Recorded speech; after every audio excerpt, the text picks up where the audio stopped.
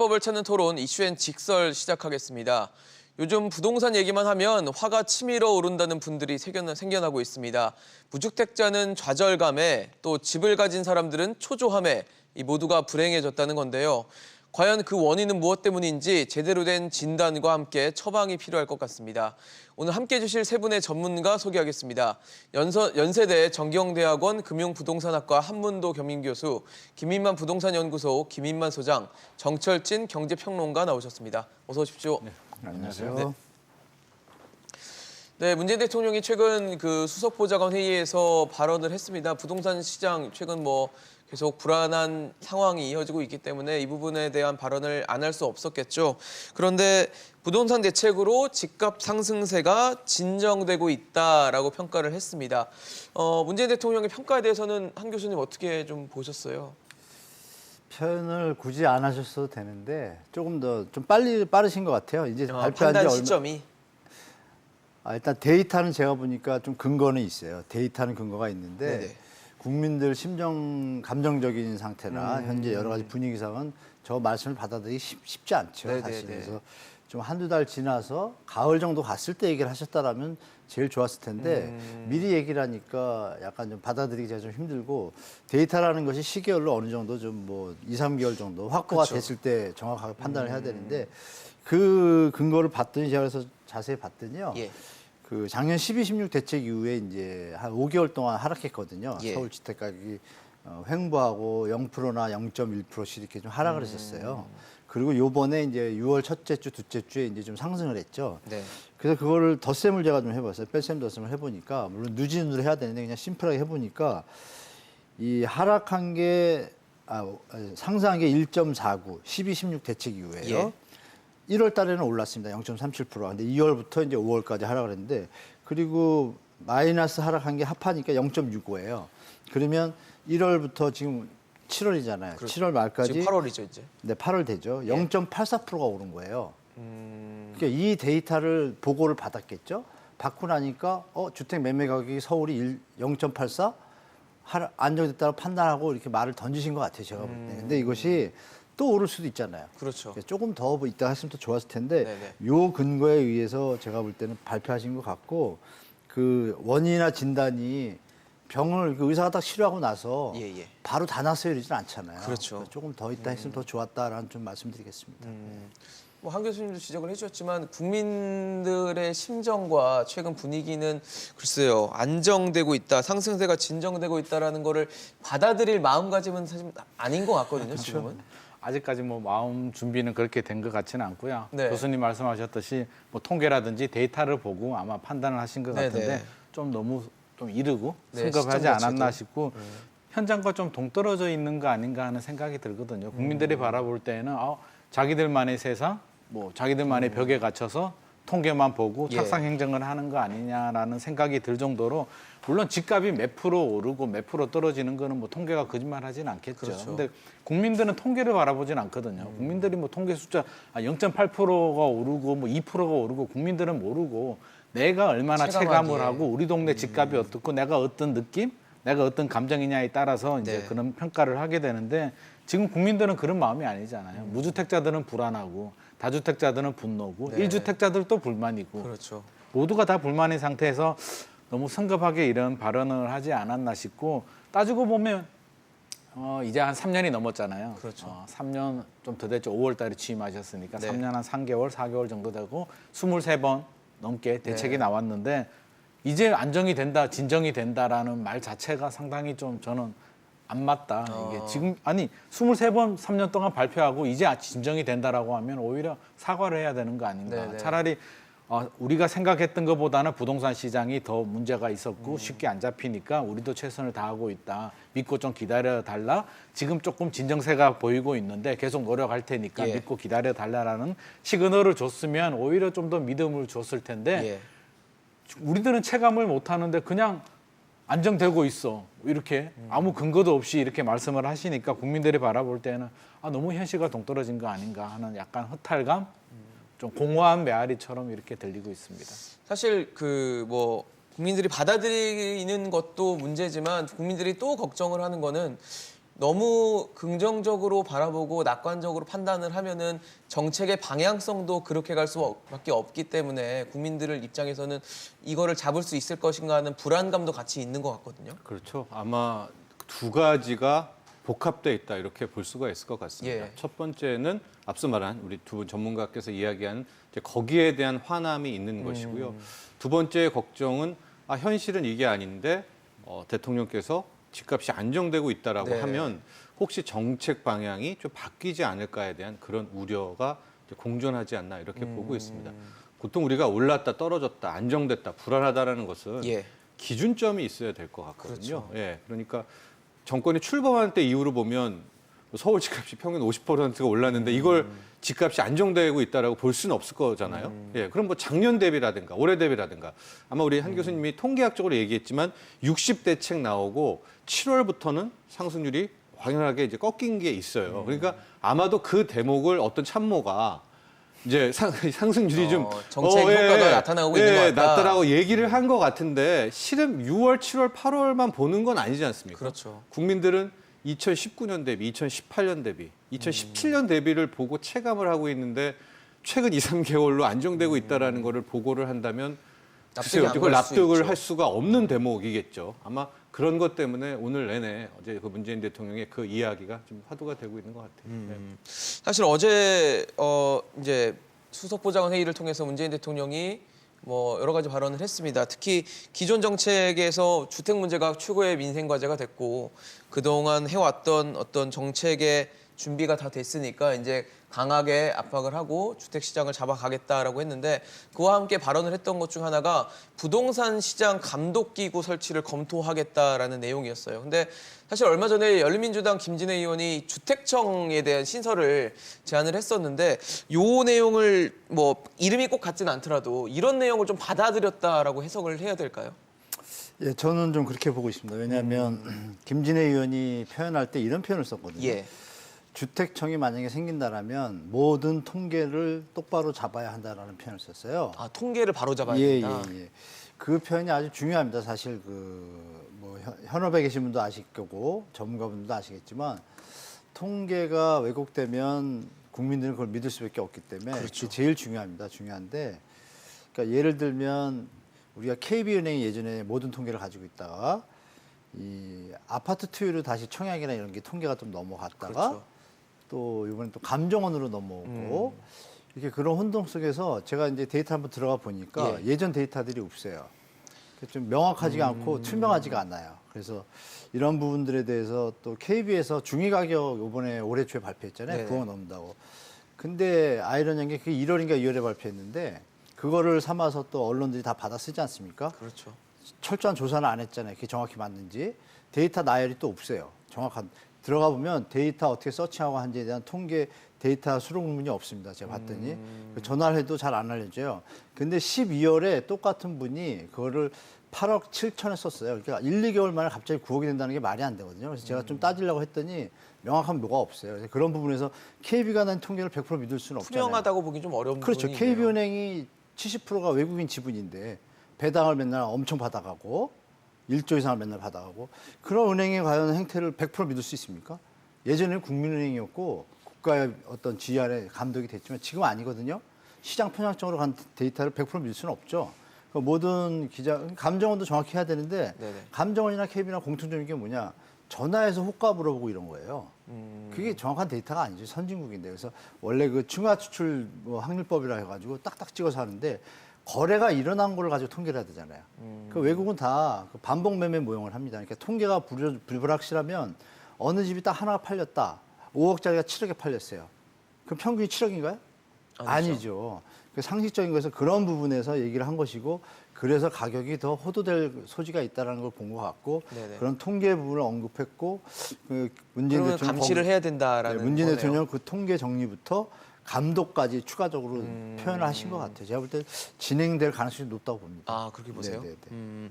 사실 그러니까 지금 부동산 쪽 이제 담당 주무부처는 국토교통부로 돼 있습니다. 네네. 근데 국토교통부에 돼 있는 뭐 주택 관련 뭐 감독 기관이라 감독 능력이라든지 뭐 이런 것들을 따로 빼서 뭔가를 하겠다 이렇게 좀 받아들여야 되는 건가요? 제가 바라볼 때에는 물론 뭐 통계적인 문제가 있을 수도 있고요. 뭐 부족한 부분이 있을 수도 예. 있는데 이거를 과연 통계만의 문제인가를 좀 찾아봐야 될 것 같고요. 저는 이걸 바라볼 때 드는 생각이 과연 주택 문제, 최근에 불거지는 여러 가지 서울 집값 문제가 과연 관리의 문제고 통계의 문제인가?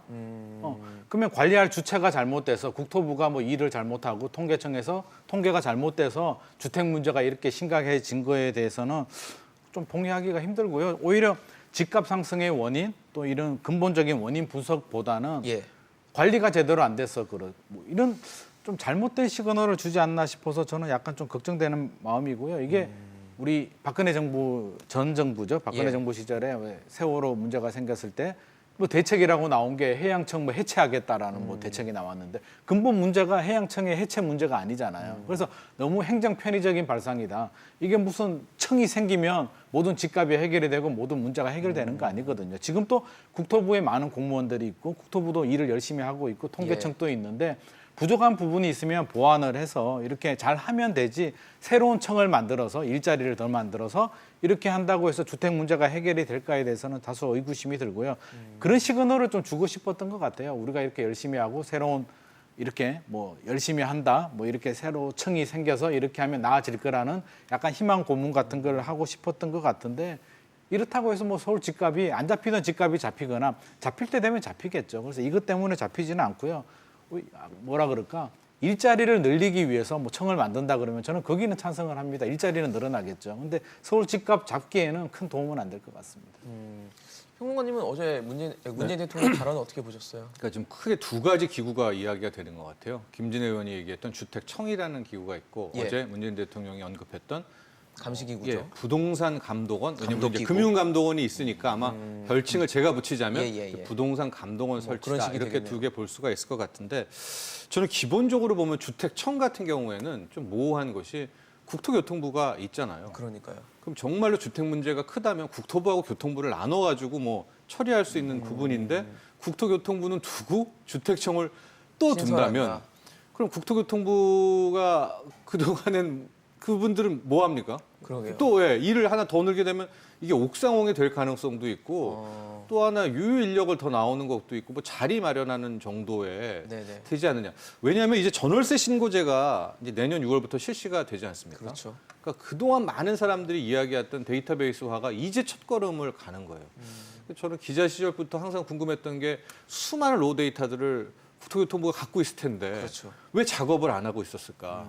가령 진짜 우리나라 20년 이상 장기 보유한 사람은 몇 명이나 되고 그 중에서 소득 수준은 몇 명이나 되고 이거 몇 개만 하면은 될 것 같은 건데 좀 그 작업도 안 해서 공개도 안 되고 있지 않습니까? 근데 어쨌든 내년에 전월세 신고제가 되면 그나마 좀 한 걸음이 나고 나는 이런 시점인데 주택청을 또 만든다라는 거에 대해서는 저는 좀 일단은 비판적이시네요. 뭐 저는 찬성하지 않는 것이고요. 효율 자체가 별로 좋지 않을 것 예, 같다는 생각이 드네요. 부동산 감독원이라는 것은 이제 뭘 감독한다는 거 그렇죠. 아닙니까? 예, 금감원을 일단 볼 수가 있는데 네.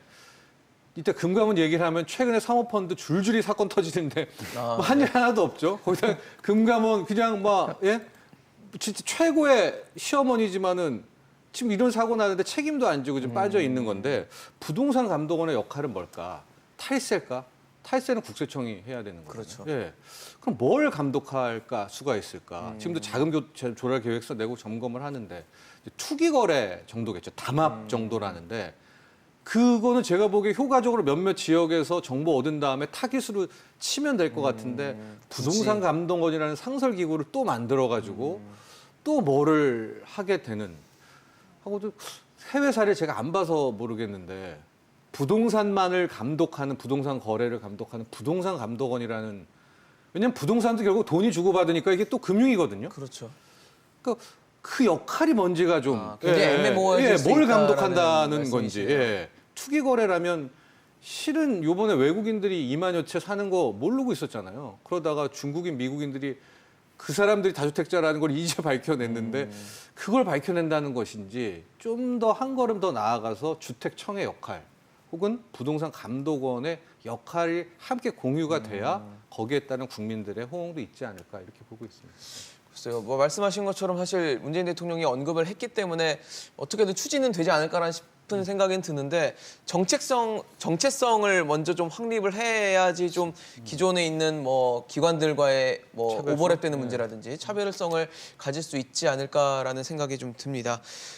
청와대 내에서는 지금 뭐 노영민 비서실장이 제시했던 이 다주택 처분 데드라인이 7월 말이 지나고 8월 정도가 되면은 어느 정도 주택 처분이 다 정리가 되면서 뭐 어느 정도 부동산 논란은 없어지지 않을까라는 기대감은 있었는데 글쎄요. 지금 상황은 사실 좀 그렇지 않은 것 같습니다. 뭐 지금 인사로 인한 여러 가지 논란도 있었고 노영민 비서실장은 일단 유임이 됐지만 그리고 또 다주택 처분에 대해서도 아직도 완전히 정리가 되지 않고 또 모든 이슈가 지금 블랙홀처럼 부동산으로 좀 들어가는 경향들이 생기면서 그냥 국민들의 공분을 사는 것들만 생겨나고 있다는 생각이 들거든요. 네, 맞는 말씀입니다.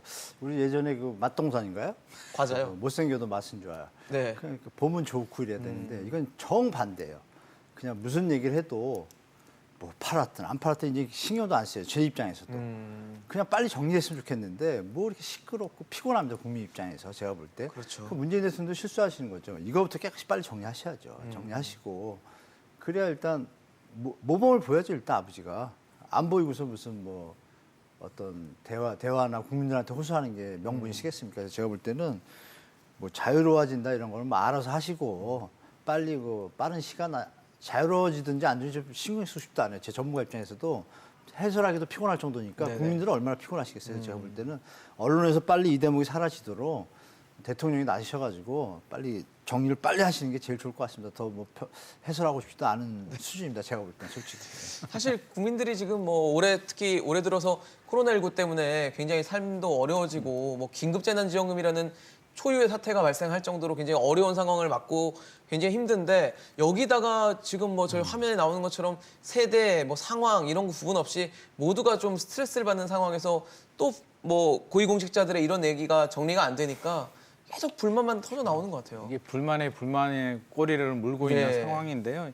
좀 처신을 잘못하는 것 같습니다. 이게 자본주의 사회에서 개인적으로 바라보면 뭐 충분히 이해가 되죠. 네, 내 돈 네. 가지고 내가 사는 거고 이 정도 고위공직자가 뭐 서울에 집이 한 채, 두 채 없다는 게 오히려 뭐 그게 잘못된 것 같은데 뭐가 잘못됐냐면 말을 했단 말이에요. 김현미 장관님께서도 말씀을 하셨고 비서실장님께서도 팔아라고 했고 전 국민들한테도 팔아라는 시그널을 예. 줬는데 그렇죠. 이게 자기들은 안 지키게 되니까 내로남불, 언행 불일치 이제 이렇게 되면서 국민들의 분노가 안 그래도 열받아 죽겠는데 이게 더 열받는 상황이 되는데 자 이렇게 되면 잘못할 수는 있어요. 이게 뭐 그 자체가 잘못이라기보다는 예, 뭐가 예. 안 맞으면 수습을 해야 되는데 시그널을 주고 있으면 빨리 수습을 해야 되는데 이게 더 꼬여요. 팔아라고 했는데 참모들은 말을 안 듣고 최근에 사표를 던져버렸단 네. 말이에요. 국민들이 바라볼 때는 야 이게 진짜 임기는 짧고 내 노후는 긴 거냐? 강남 집값 지키기 위해서 이렇게 했느냐? 당연히 그렇게 생각할 수 있잖아요. 뭐 저라도 그런 생각이 드는데 네.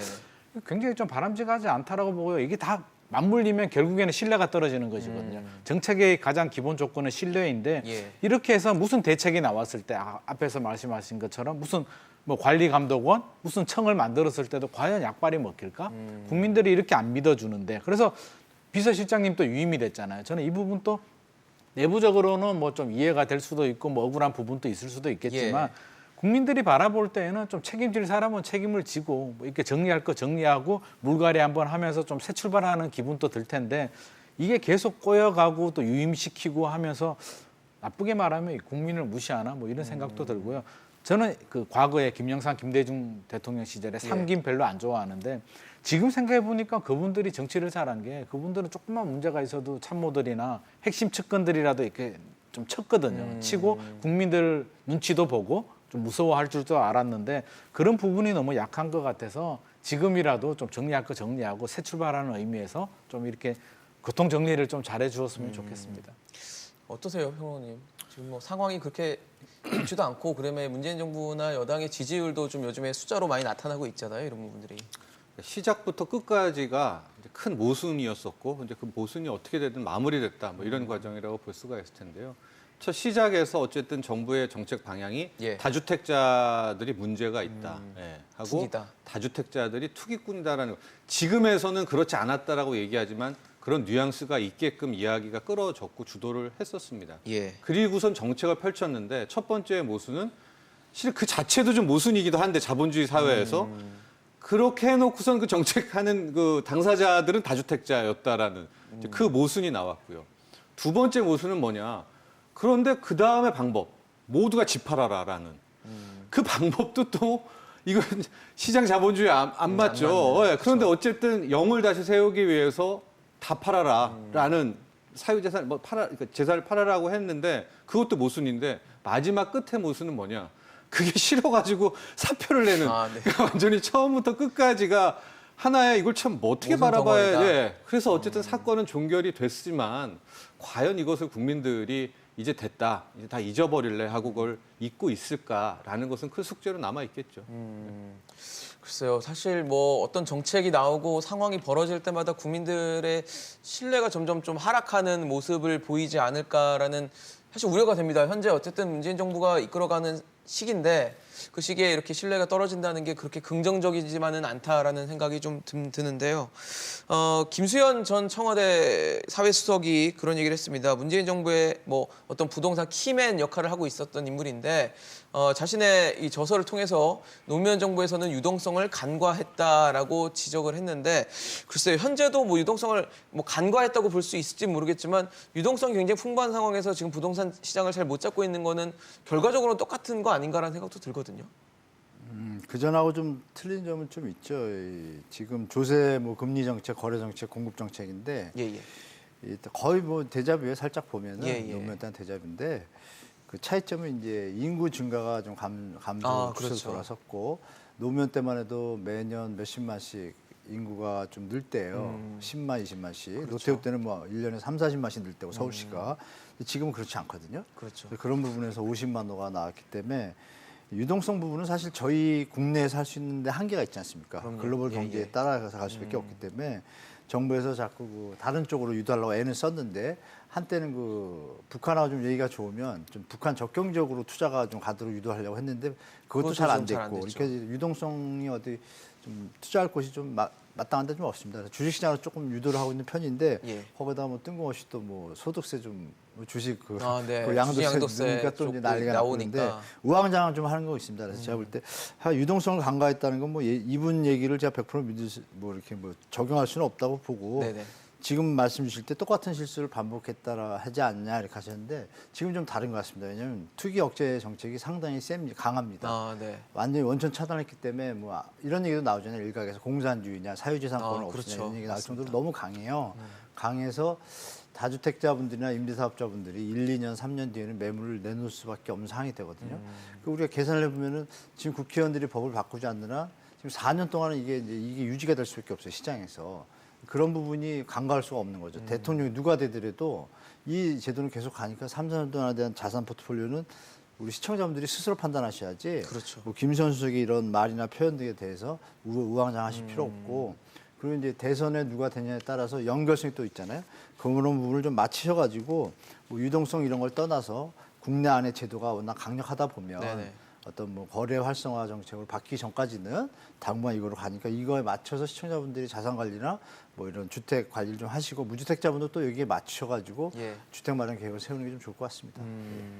사실 뭐 지금 이제 지나서 얘기지만 노무현 정부 때 부동산 정책이 실패했다라는 평가들이 상당히 많이 나오고 있는 상황이어서 문재인 정부 때는 그 전례를 반복하지 않아야겠다라는 경계와 그런 지적들이 있었는데 그럼에도 불구하고 현재 3년이 넘은 시점에서는 사실 부동산 정책을 성공했다라고 보기에는 좀 분명히 문제가 있잖아요. 저도 그 부분이 좀 의아하기도 하고요. 이게 잘못됐다라고 하는 게 노무현 정부 시절에 부동산 정책이 결과적으로는 실패를 했습니다. 예, 뭐 예. 결과를 바라보자면 그 속내막을 보면 여러 가지 이유가 있고 억울한 부분도 그렇죠. 있고 IMF 극복하려고 규제를 많이 푼 것도 있고 여러 가지 이유가 있겠지만 예. 결과를 보고 판단하거든요. 정책은. 그러면 결과를 바라보면 뭐 김소연 수석께서도 노무현 정부 시절에 정책이 실패했다라고 이제 자기 책에서도 이제 그렇게 적었다라고 하는데 부동산 시장을 정부는 이길 수 없다라는 말을 쓴 것도 저는 약간 동의할 수가 없는 게 정부가 부동산 시장을 꼭 이겨야 되나? 집값 안정이 부동산 시장이라면 이제 우리 국민들인데 국민은 이겨야 시장이 안정되는 것인가? 그 발상 자체가 저는 잘못됐다. 굉장히 오만한 발상이라고 생각하고요. 집값 안정이 과연 부동산 시장을 이겨야 될까? 이게 이기고 지고의 문제는 아니잖아요. 우리 삶의 문제인데 이렇게 전투적으로 생각하는 것 자체가 저는 좀 공감이 안 되고요. 왜 이렇게 말이 많은지를 모르겠는데 책 좀 안 썼으면 좋겠는데요. 저 같은 사람들이야 먹고 살려고 이제 책을 쓰는데 정치하시는 분들은 왜 책을 안 써야 되냐고 생각하면 이 말이 결국에는 다 빌미가 되고 그런 의도가 아니었겠지만 이게 문제가 되는 게 뭐냐면 책에 이런 내용이 있었다고 해요. 사람들이 집을 가지게 되면 보수화가 되기 때문에 뭐 집을 가지면 안 된다라는 내용이 있었다고 합니다. 저도 그 책을 읽지는 못했는데 예. 그런 내용이 최근에 이제 유튜브라든지 이런 쪽에서 이제 그 단락 일부만 바라보고 이제 막 퍼지면서 아, 문재인 정부는 집 사는 걸 싫어해. 이렇게 꼬리에 꼬리를 물고 확대 해석이 되는데 제가 최근에 이제 다른 뭐 예능에 출연을 해서 이제 이런 주제로 이제 이야기를 한 적이 있어요. 이게 연예인하고 얘기를 하면서 제가 그랬어요. 아, 이거는 일부분만 바라보고 이렇게 얘기를 하면 안 된다. 그래서 어느 정부가 서민 주거 안정이 목적이 아닌 정부가 어딨냐. 그래서 이거는 좀 말이 안 된다라고 얘기를 했다가 악성 댓글이 엄청 달려서 지금 또 욕을 엄청 먹고 있는데 우리 국민들의 마음이 그렇거든요. 진짜 그런 분노? 이게 사실은 말이 안 되는 게 어느 정부가 서민 주거 안정의 목표가 아닌 정부가 어디 있겠어요. 하지만 이런 말 하나하나 집까지면 보수가 된다는 게 이게 너무 논리적인 비약이잖아요. 그런데 이런 말들이 책에 적혀 있고 그게 근거가 되다 보니까 지금 공격의 빌미가 되고 이게 부풀어지게 되면서 지금 걷잡을 수 없는 분노가 되는 것이거든요. 그래서 이런 건 말 하나하나를 조심해야 될 것 같고요. 이거 지금 이렇게 말하는 것도 뭐 유동성을 간과했다 뭐 하는데 간과했으면 지금이라도 준비를 잘했어야 되는데 3년 반 지나서도 제대로 못 잡고 있잖아요. 그래서 지금이라도 좀 자숙하는 의미에서 좀 진정하고 잘못한 거는 잘못했다라고 하고 뭐가 잘못됐는지 정확히 좀 판단을 해서 방향 설정을 좀 다시 했으면 좋을 것 같습니다. 근데 사실 앞으로 남아있는 정치 이슈들이, 정치 일정들이 사실 그렇게 지금까지의 정책을 이어갈 수 있을지에 대한 모호한 부분을 갖고 있는 것들이 내년 4월에 보궐선거가 있고 근데 내년 되면 어쨌든 또 대선 모드로 들어가잖아요. 그러면은 또 현재 이렇게 또 강도 높은 규제책으로 이어질까에 대한 의문을 갖고 계신 분들도 계시더라고요. 네. 저는 좀 이제 과거의 데자뷰라고 한다면 좀 다른 측면도 준비를 해야 되지 않을까라는 제언을 조심스럽게 드리고 싶은 것이요. 앞서 김수현 전 수석이 유동성을 간과했다라고 얘기했잖아요. 예, 그 예. 시대가 어느 시대냐? 실은 2003년부터 2007년을 우리가 슈퍼버블이라고 부릅니다. 그렇죠. 그것은 뭐냐? 2001년 9.11 테러가 터지게 되면서 미국 연준이 금리를 완전히 내려버립니다. 맞습니다. 거의 바닥까지. 그렇게 되면서 그 돈들이 꿈틀꿈틀대다가 2003년부터 한쪽은 주식, 한쪽은 부동산으로 퍼지게 되면서 자다 일어나면 주식 올랐고요. 딱 지금입니다. 자고 일어나면 전국 집값이 올랐어요. 제가 그때 이제 재테크 팀장으로 취재기자 시절에 네네. 뭐 2006년 생생합니다. 뭐 전국적으로 매일 조사를 하는데 뭐 부천이 2천만 원 오르고 뭐 완전히 그런 눈만 뜨면 시절, 그냥 계속 눈만 오르는 뜨면 거죠. 올랐던 그런 유동성의 시대였었어요. 예. 그러다가 2008년 말 세계 금융위기가 터지면서 와장창 이게 이제 대폭락을 했죠. 그 제가 안타까웠던 것은 김수현 전 실장이 그 유동성의 한복판에 있었단 말입니다. 그렇죠. 예, 느꼈겠죠 그 무서움을. 그리고 새롭게 이제 정권을 잡게 됐는데 지금은 무슨 시대냐? 2008년 말 세계 금융이 터지고 1차, 2차, 3차 양쪽 완화를 합니다. 그때는 금리 인하였지만 그렇죠. 이번엔 돈을 찍어내요. 달러만 찍어낸 게 아니라 유로화도 찍어냈죠. 다 찍어냈죠. 예, 위안화도 풀었죠. 엔화도 무제한 살포를 했죠. 그러니까 그때에 비해서 어마어마 몇 배에 달하는 유동성이 있는데 그때도 유동성을 간과했다라고 생각했었는데 이번에는 더 큰 유동성인데 그때와 똑같은 문법. 대출 세금 공급은 맨 마지막에. 차라리 공급을 한 중간쯤에 온다든가 이런 좀 변칙이라든가 달라진 모습이 있었어야지 될 텐데 아니면 바로 보유세를 최대치로 끌어올린 다음에 시장에 사인을 주는 거죠. 이거 못 견딜 거다. 그 대신 양도세는 한시적으로 몇 개월 내에 풀어줄 테니까 못 버틸 사람 양보해라, 빠져나와라. 이런 해라. 식으로 좀 빠져나오고 좀 이런 변화된 모습을 보였어야 되는데 그 시절의 정책을 똑같이 또 써버렸단 말이에요. 유동성은 지금 훨씬 더 그때보다 커져 뭐 있는데. 진짜 5배, 6배, 7배가 됐는데 여기서 어쨌든 상황은 이제 여기까지 왔고요. 예. 제가 앞서 말한 그 재원은 뭐냐. 지금 우리는 자고 일어나면 주식도 오를 것 같고요. 부동산이 더 오를까 봐 큰 걱정은 하고는 있지만 우리가 그 슈퍼버블의 끝을 봤듯이 이제 이번은 뭐 울트라 버블이다. 울트라 슈퍼버블이다. 금융권에서 이렇게 부르게 되는데 예. 이거도 결국은 이게 사이클상에 오겠죠. 그렇죠. 과연 언젠가 그때에 대한 준비는 되고 지금 있는지. 하고 있을까? 예, 작년 말 올해 이제는 3040들이 대출을 평균 뭐 3억 이상씩 끌어안고 다 지금 뭐 영끌 대출이라고 하죠. 집들을 다 샀는데 물론 이럴 수는 있죠. 그러게 왜 집을 샀느냐. 책임져라라고는 할 수는 있겠지만 패닉 바잉인 거잖아요. 그분들도 국민이고. 그래서 저는 이 다음에 대한 부분, 그러니까 상방 쪽에 대한 걱정보다 하방에 대한 하방에 대한 대비나. 생각이라든가 고려라든가 시나리오도 지금쯤이면은 갖고 있어야 되겠다. 예, 그런 얘기도 조심스럽게 드리고 싶습니다. 그렇죠. 또 다른 충격이 오지 않게 하기 위한 준비라든지 대비가 좀 필요하다라는 지적을 해주셨는데요. 이번엔 좀 세부적으로 좀 체크를 해보도록 하겠습니다. 집을 사면은 이 취득세라는 걸 내는데 네네. 예, 최대 12배까지 인상이 된다고 하더라고요. 세율로 봤을 때는 사실 보통 한 주택수에 따라서 한 1에서 4% 정도였는데 그게 최대 맥시멈 한 12% 정도까지 네, 12%. 예, 올라가는 상황이어서 이제 너무 취득세 부담이 커질 것이다라는 얘기가 나왔는데 근데 또 여기 사이에서 또 논란이 있었어요. 뭐 지난달 10일까지 계약한 경우에는 현행 취득세율을 적용한다. 그러면 지난달 11일 이후에 계약하는 건 어떻게 되는 거냐 했더니 계약했더라도 이 개정안이 시행되는 10일 이전에 잔금을 치르면 그건 또 현행대로 적용을 해준다는 거예요. 네, 맞습니다. 근데 사실 지금 뭐 20 몇 번 되는 대책 동안 굉장히 세밀하게 조각을 해왔기 때문에 너무 복잡하고 이걸 과연 국민들이 과연 다 알까? 은행에 와서 은행원들도 모른다고 하는데 이건 뭐 취득세니까 이제 뭐 세무사분들이 아실지 모르겠지만 이런 것들이 너무 복잡하니까 국민들이 너무 혼란을 겪고 있다라는 지적을 하시거든요. 그 국민들 입장에서는 지금 이렇게 12%니까 내가 만약 무주택자인데 집을 사면 나도 12%인가? 정보 전달이 정확하지가 않은 거예요. 그렇죠. 최대 지금 이제 12% 인데. 정부의 어떤 이 12%는 이주택자, 다주택자에 한한 건데 맞습니다. 그런 명료하게 좀 심플하게 던져주고 그리고 이제 미비한 부분들은 애초에 발표할 때 재그마한 어떤 뭐 잔금 문제로 인하여 이런 부분에 대해서 네. 뭐 조건들을 추후에 달아주는. 1, 2주 안에 보완하겠습니다. 하고 이렇게 좀 준비할 시간을 줘야죠. 이거 이번 정부는 그냥 던지고. 투포한 선수도 아니고 일단 던져요. 던지고 정리되면 그때 이제 터진 뭐 다시 무너진 가서 보죠, 망가진 이제. 거 있으면 고치고 네. 이러는 형태인데 사실 국민들 피곤하죠. 피곤한데 다행스러운 건 그나마 질질 끌지 않고 그 불만이 나오자마자 보완책을 바로 전문가들이나 내놓는다. 언론들에서 지적을 하면 또 좀 신속하게 대처를 하는데 국민들 입장에서 그거죠. 한 번 강의할 때 딱 들으면 끝날 거를 계속 이걸 무슨 들어야죠. 보강을 몇 번을 하는 거예요. 이게 피곤하잖아요. 그러니까 그렇죠. 많이 피곤합니다. 그래서 정말 제가 볼 때 다음에 발표하실 때는 공급대책 발표한다고 할 때도 제가 몇 번 말씀드렸는데 제발 좀 지금 빨리 발표 안 해도 되니까 이렇게 좀 시끄러운 소리 안 나게 해달라고 했는데 아니나 다를까 이번에도 급하게 해가지고 또 시끄러운 게 많잖아요. 네. 그것 좀 국민들을 진짜 섬기고 생각한다라면 그냥 던지고 볼 게 아니라 암만 좋은 얘기나 좋은 정책이라도 국민들이 피곤하다면 문제가 있는 거잖아요, 결과. 네, 그래서 네. 그런 부분을 좀 정부가 다시 한번 다음에 뭐 뭘 던질 때는 제발 좀 회의를 한 10번 정도 하고 공청회도 하고 이런 다음에 했으면 좋겠어요. 그러면 탈이 없잖아요.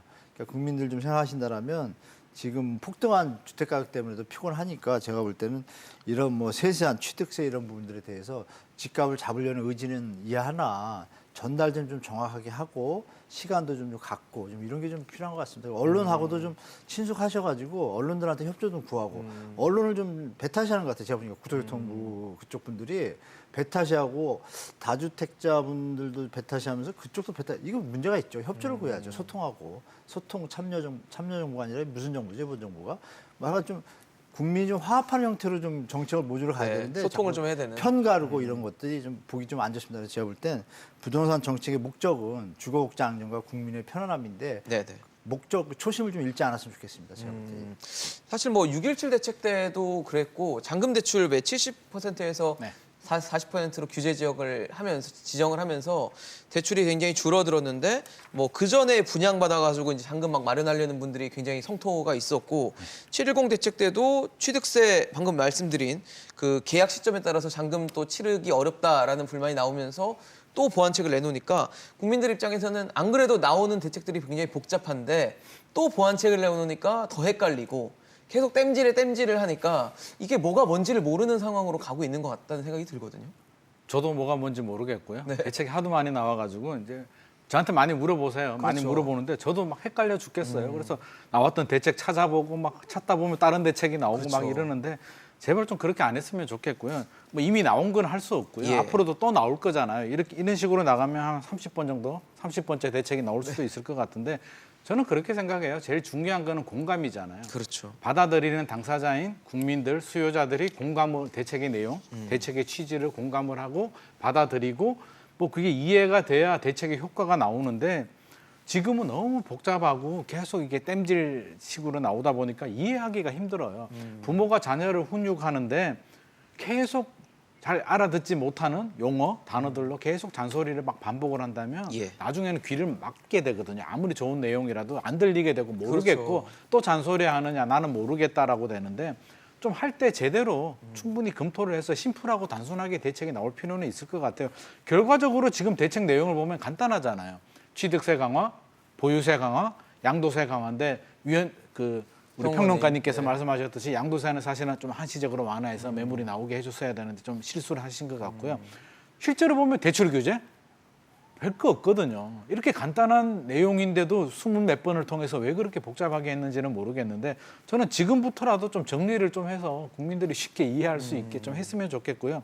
앞으로 공급 대책도 그렇고 여러 가지 대책들이 나올 텐데 제발 좀 차분하게 국민들이 이해할 수 있게 제대로 된 대책을 좀 숙성해서 잘 만들어 주었으면 좋겠습니다.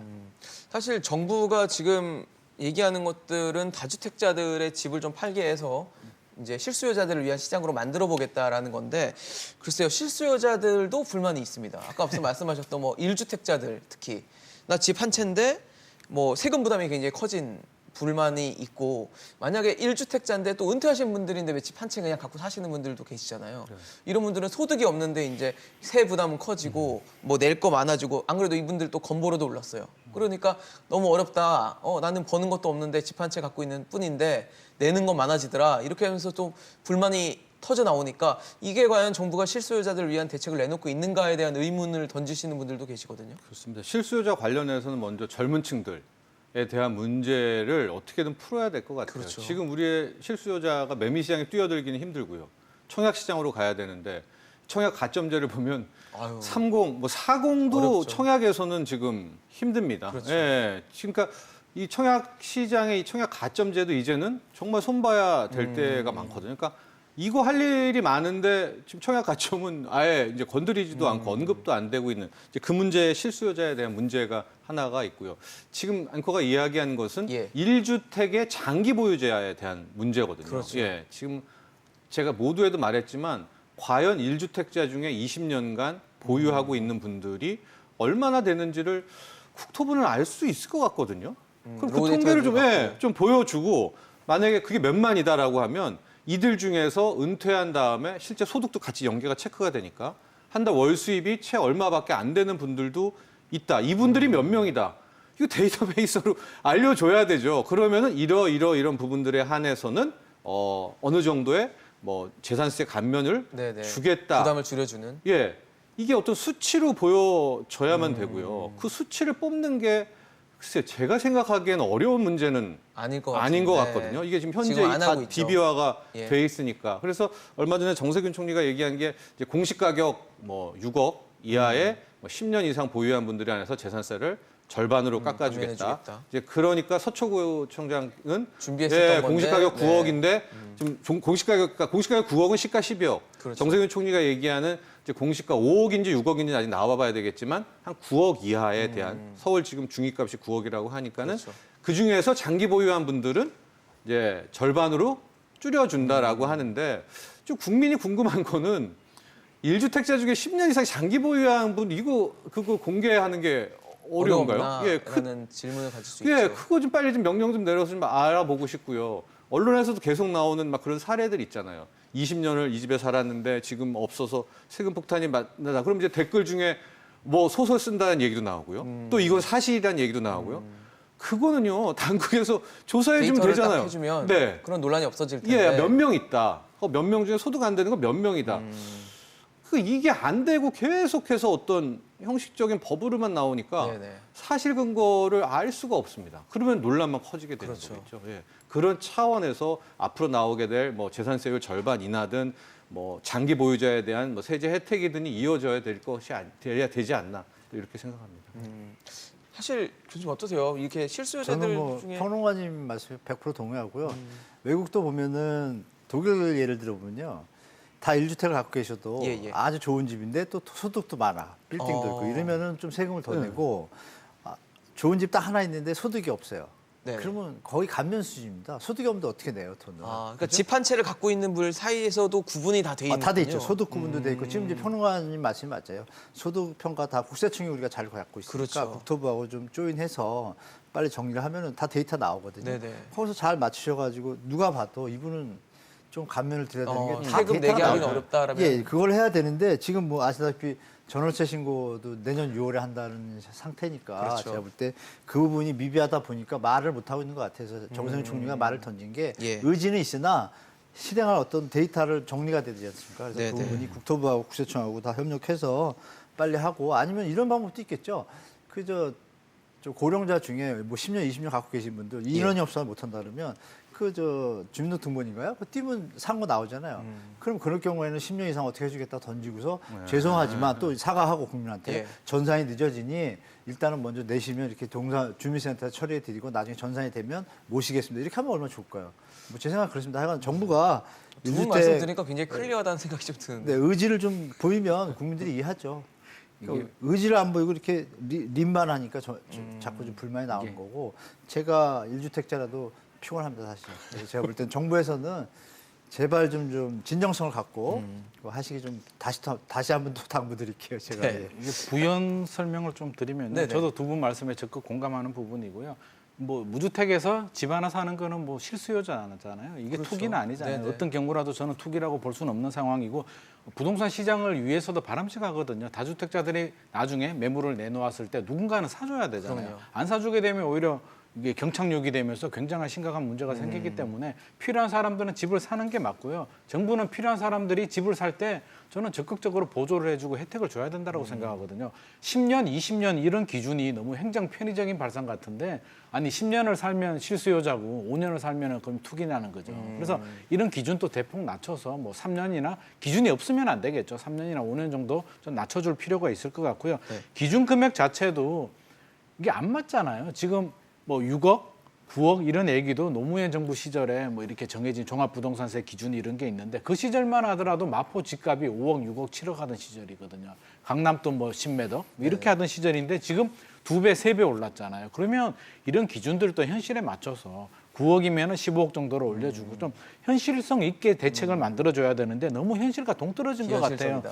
이게 6.17 대책이었나요? 7.10 대책에 보면 뭐 예. 1억 5천만 원 이하 집을 사면 뭐 감면해 준다라고 하는데 면제해 준다라고 그렇죠. 했죠.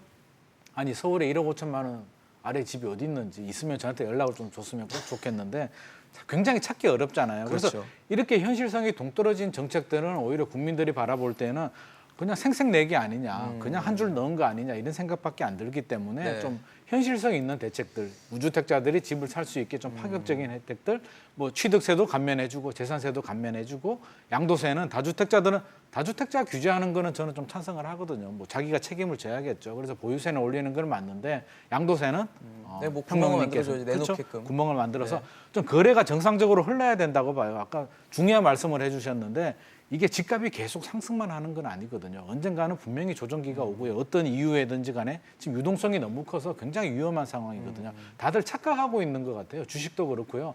오히려 정부가 더 이게 부동산 하지 말라고 주식으로 하라고 지금 물을 돌리고 네. 있는데 저는 이것도 굉장히 위험하다. 주식이든 부동산이든 지금 굉장히 버벌이 많이 끼었고 굉장히 유동성도 많기 때문에 좀 건전한 대안을 마련해 줄 필요는 있겠지만 이게 영원히 오른다라는 착각은 좀 버려야 될 것 같고요. 우리가 네네. 리스크 관리는 좀 필요할 것 같습니다. 사실 올해 같은 경우는 코로나19 때문에 세수 감소가 아주 급격하게 예상이 되는 해인데 그래서 정부가 최근에 세제 강화했던 것들이 혹시 세수 증대 목적이 아니냐라는 일각의 시선들도 있습니다. 이에 대해서 홍남기 부총리는 일단 그 기획재정위원회 전체회의 출석을 해서 뭐 그런 목적은 아니다라고 밝혔는데 뭐 의혹을 가질 만한 부분은 있다고 보시는데 평론가님 어떻게 보셨어요? 일단은 법인세가 확연히 줄어들고 있을 그렇죠. 거는 확실히 실적들이 안 좋으니까요. 실적들이 안 좋고요. 그런데 어쨌든 정부가 쓸 돈은 많습니다. 네, 많아질 많죠. 수밖에 없고요. 예. 또 한 가지 확실한 것은 현재 우리가 기댈 곳은 재정밖에 없다는 네. 그것도 맞습니다. 여기서부터 이제 세수 관리를 해야 될 것 같은데 지금 이렇게 부동산 쪽에 규제들이 쌓이면서 뭐 지금 일부분의 국민들은 결과적으로 법인세 떨어지는 것을 뭐 부동산 혹은 여기에 다른 대해서 것으로. 충당하게 않을 것이냐라는 이제 그런 의구심과 이야기를 하고 있지 않습니까? 거기에 대해서 정부가 그렇지가 않다라고 얘기를 한다면 굉장히 좀 현실적인 이야기를 좀 해줘야 되겠죠. 그래서 아마도 정세균 총리가 1주택 장기 보유자의 재산세 절반으로 깎아준다 이런 것들도 계속 증세에 대한 의혹을 보내니까 이제 거기에 대한 걸로 얘기를 한 것 같은데 그런 식으로 좀 국민들도 받아들일 수가 있어야죠. 어떤 분이 30년간 그 집에 살았는데 세금 폭탄을 원치도 않게 받았다면 그렇죠. 예, 그런 부분에 대한 구제라든가 이야기는 해줘야 아 이번이 집값 안정이지 이게 이 증세 정책은 아니구나라는 이제 그렇게 인식을 하게 될 거 아니겠습니까? 그러니까 이걸 국민에게 왜 그런 의심을 갖느냐, 네네. 왜 의혹을 갖느냐라고만 할 게 아니라 거기에 대한 좀 근거와 행동도 함께 보여줘야 지금 불고 있는 그런 의구심이 낮춰지지 않을까 이렇게 생각합니다. 한 교수님 어떠세요? 증세 의혹 갖고 계십니까? 네? 증세하는 거 같으세요? 아, 증세 의혹 세수를 들죠. 메우기 당연히 위한 들죠. 수단이라고 왜냐하면 보세요? 표현이 없잖아요.